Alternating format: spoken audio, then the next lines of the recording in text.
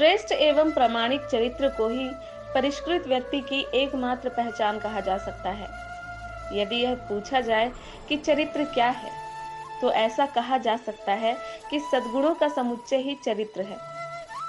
सद्गुणों के सत्परिणामों से भला कौन अपरिचित होगा। सभी जानते हैं कि सद्गुण ही अच्छे चरित्र और मजबूत व्यक्तित्व का आधार होते हैं। फिर उनको अपने जीवन में, अपने व्यवहार में उतारने में इतनी कठिनाई क्यों होती है, अथवा प्रयत्न किया भी जाए तो राहें इतनी दुष्कर क्यों हो जाती है। इसके पीछे का मुख्य कारण यह है कि व्यक्ति पूर्णतया स्व पर केंद्रित हो जाता है और उसका संपूर्ण जीवन अहंकार से उपजी कामनाओं को पूर्ण करने में लग जाता है, और इसलिए उसके लिए अपने चरित्र का परिष्कार कर पाना संभव नहीं हो पाता।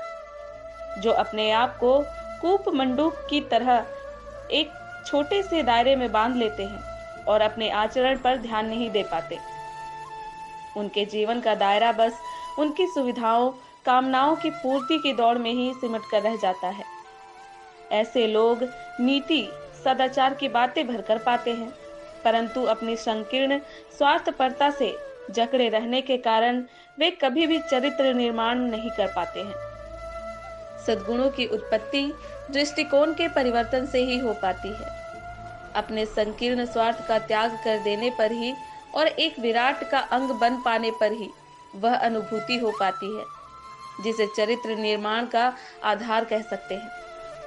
शरीर के समुचित ढांचे के सक्षम रहने पर भी उसके प्रत्येक अंग का अपना विशेष महत्व होता है। उस अकेले के परिपुष्ट होने का आधार समग्र स्वस्थ रहने पर ही संभव है। चरित्र निर्माण का भी यही आधार है। सद्गुणों का परिपोषण ही चरित्र को वो दिशा दे पाता है जिसे महान व्यक्तित्व का आधार कहा जा सकता है।